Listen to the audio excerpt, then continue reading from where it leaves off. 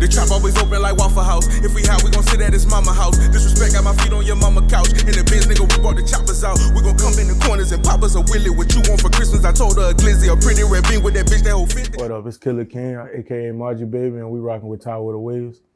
Yes, sir. Appreciate you pulling up, man. No problem, man. How you doing? Doing well. Yeah, how you doing today? I'm doing all right. Oh, cool.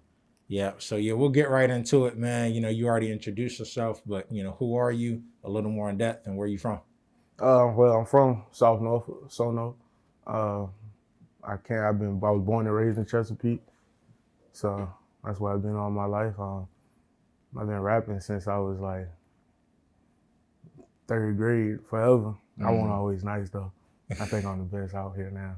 All right, dope. Okay, so how was that growing up? And South Norfolk, and how did that influence the music and what you're creating now? I feel like we were surrounded by a lot of people working to get to the next level, like grinding.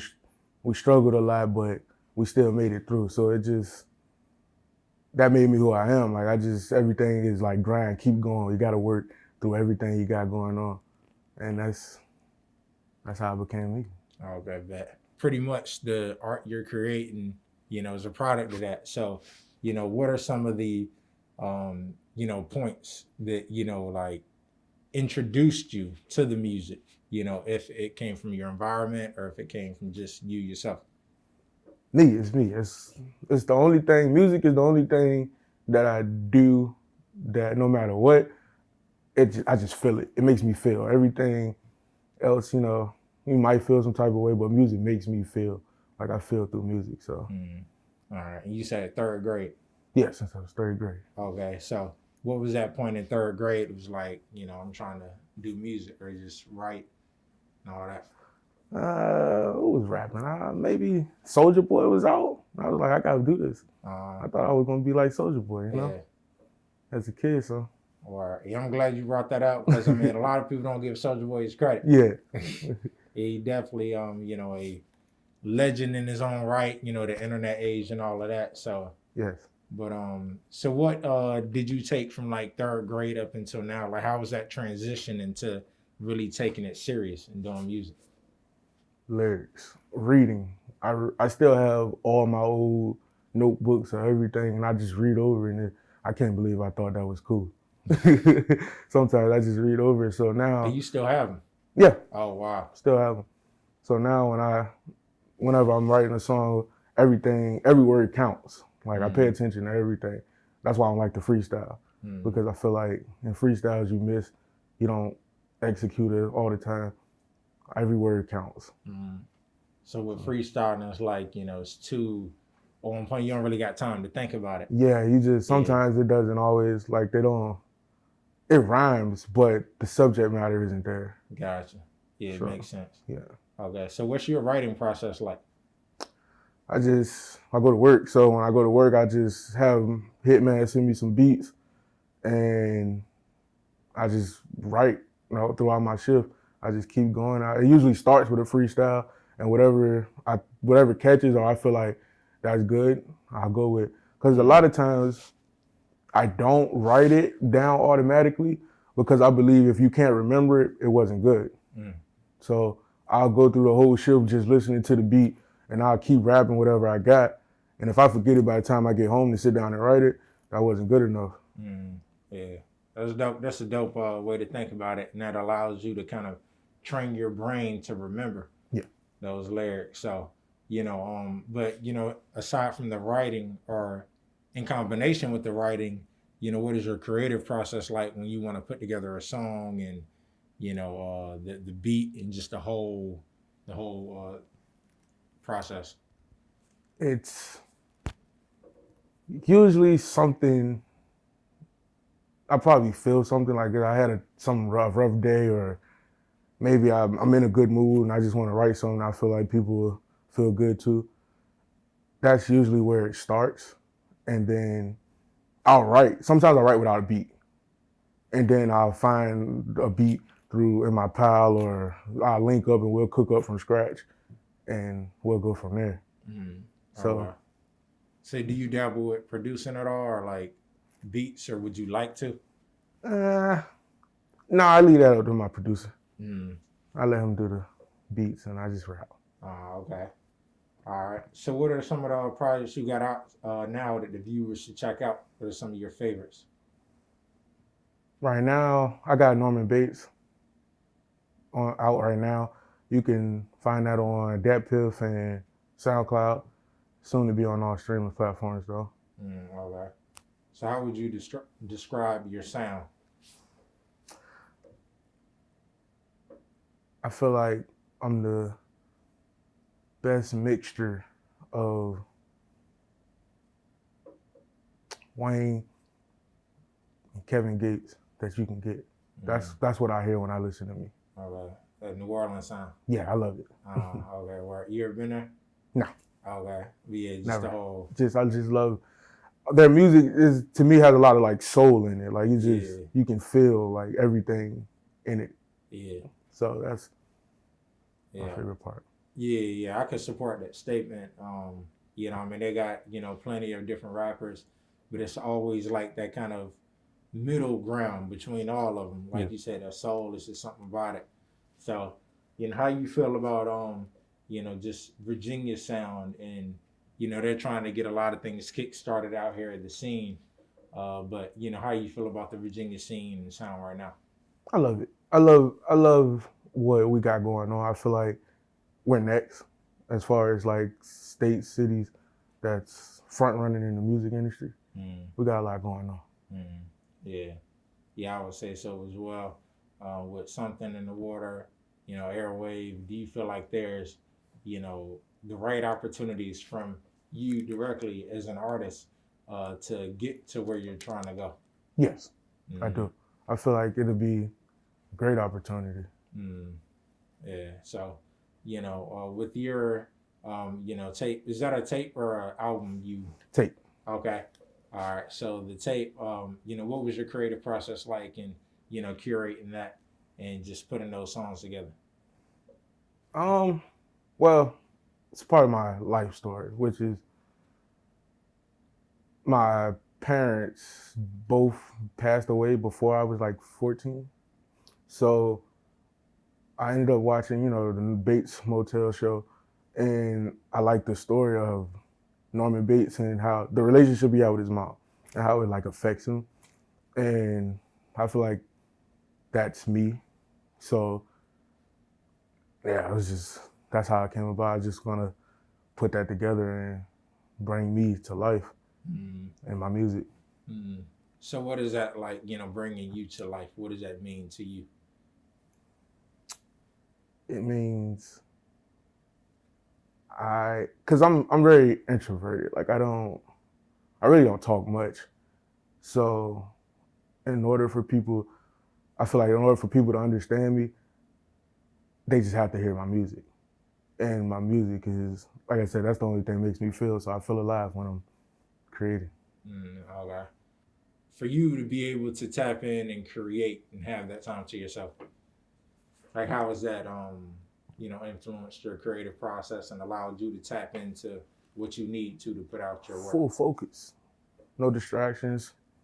I do what I want. Like I take opinions on music, but I still like to do what I feel is like best, or in my view, and not having to, well, I ain't gonna say not having to. Sometimes, I wish we was a little bit more open, but I just like to be isolated. I just work better. Like even in recording, like I'll record a song, and if it's people around, I usually don't like the way it's recorded because I won't get into like my full self. Yeah, while I'm around. Like I really like to record myself, like just by myself, and then I'll just send it to whoever to mix it. Okay. Yeah. So how you deal with like social media and being able like in terms of putting your music out and connecting in that way, like you said, in terms of the music and having people hear it, like once the art is done, it's like, all right, do you get a little more extroverted in terms of, promoting your stuff? No, that's my problem. Okay. That's my problem. I'm kind of like, that's also why I've been on a hiatus, because I put out Norman Bates, but I know I didn't, push it as much, so I didn't get the proper responses, but yeah. Okay. But so, well, I want to say I appreciate you for pulling up. No problem. With you saying that you don't do this much, so yeah. So also, with the, tape, Norman Bates and, that influence it had, what are some of your other influences and inspirations? Outside of Wayne Gates, I love Don Tripp. Don Tripp is like, he's maybe not as much of a musical influence, but just the way he carries himself and the stuff that he does put in his music, it helped me see myself in a different light. Like just like believe like you're number one. If you don't think you're number one, you'll never be number one. You know what I mean? So it helped me like just gain the confidence.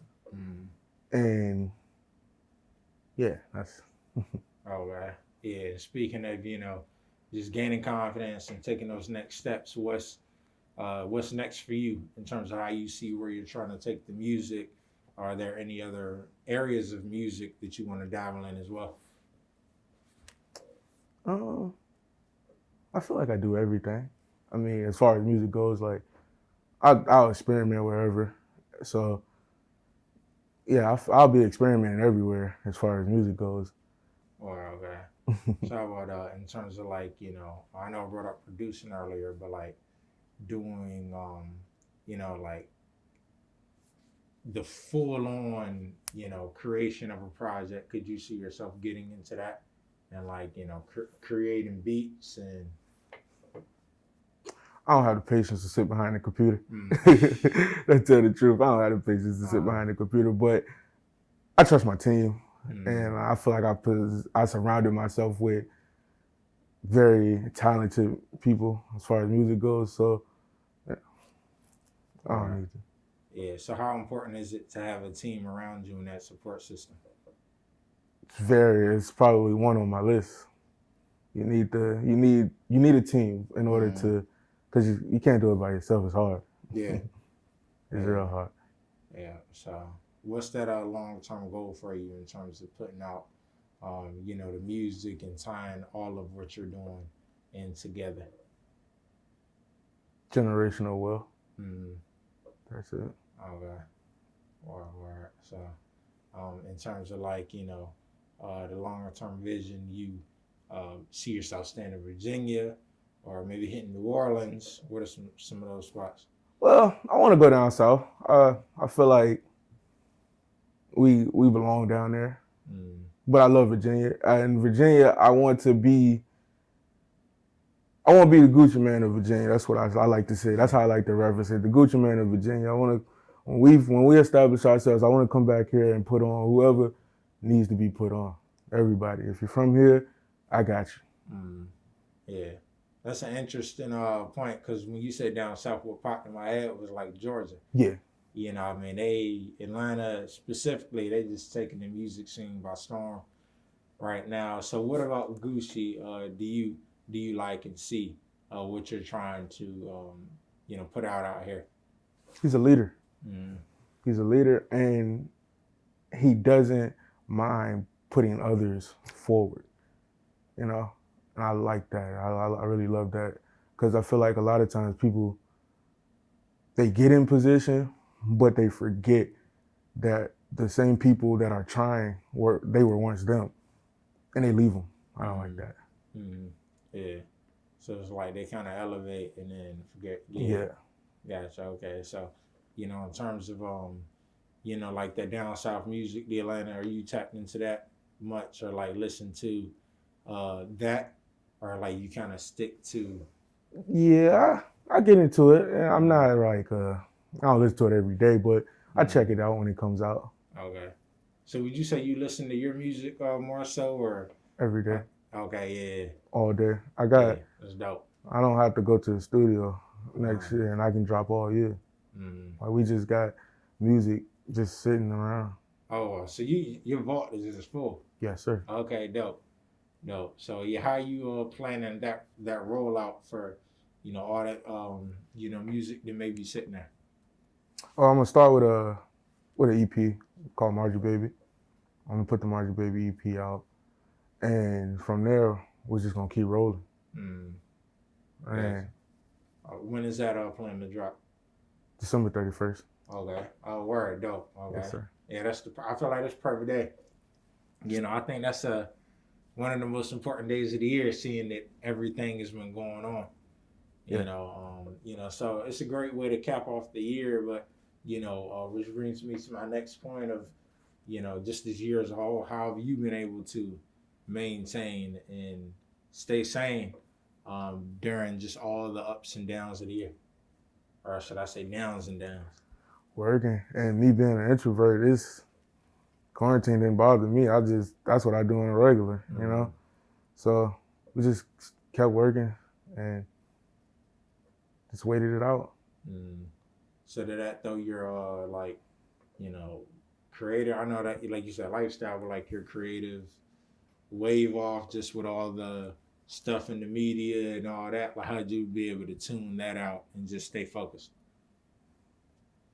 You can't tune the media out. You tune the media out, what are you gonna talk about?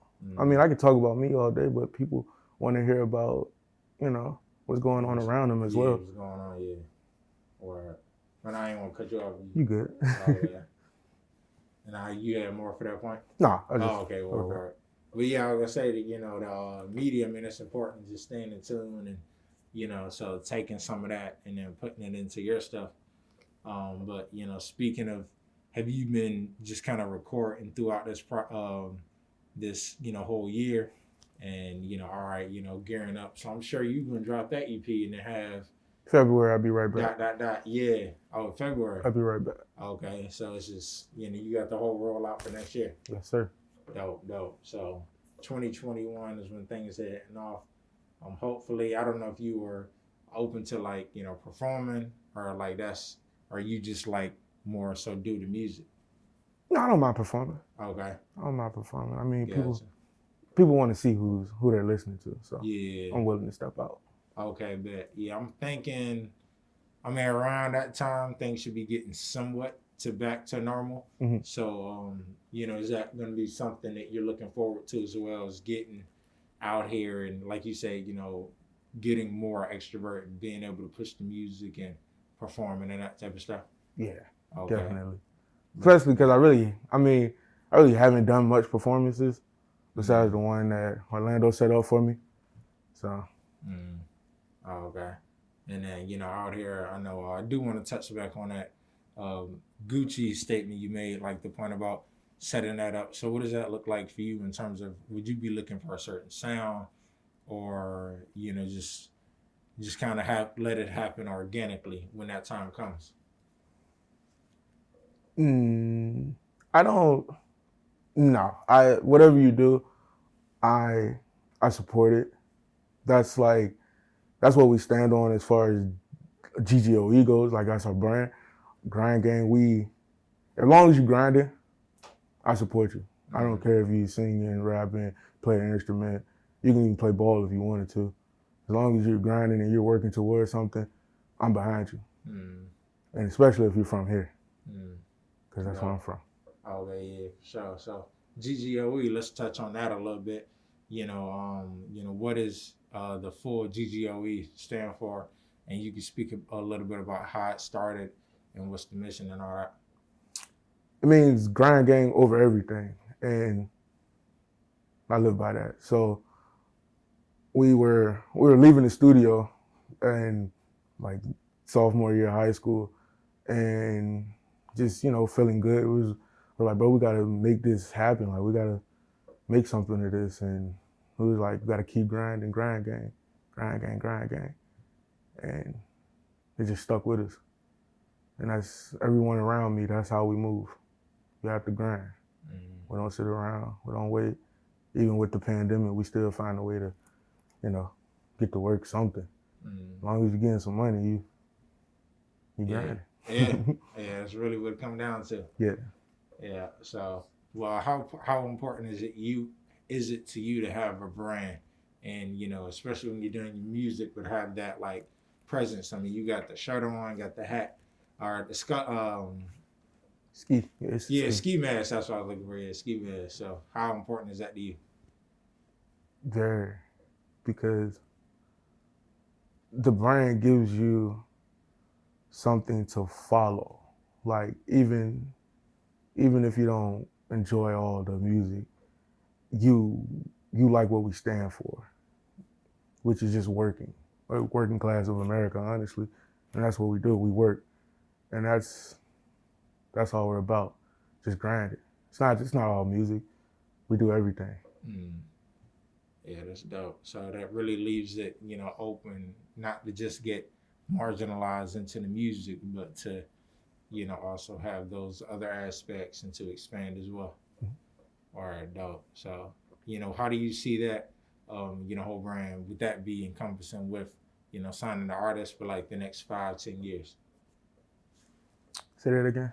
Or how would you see like the GGOE brand in the next like 5 to 10 years?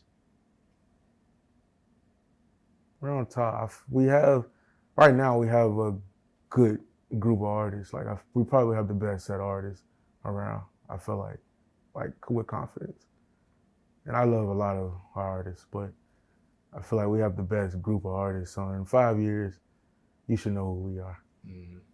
But yeah, man. So yeah, that sounds dope. You know, can't wait to see what GGOE has, you know, moving forward. You know, you got the EP dropping the 31st. Yes, sir. Can't wait to hear that, February and beyond. So appreciate you for pulling up. No problem. Appreciate you for having me. Yes, sir. Yeah, we got Killa Keem, and we out. That bitch that hold 50, boot her ass up, she gon' act a little silly. Get hit when I want, she gon' suss it. She dizzy, I fuck her to sleep, go to lunch with her sister. That girl ain't your friend, you ain't know we exclusive. She do what I want, cause I heard it to lose me. I squeeze on her.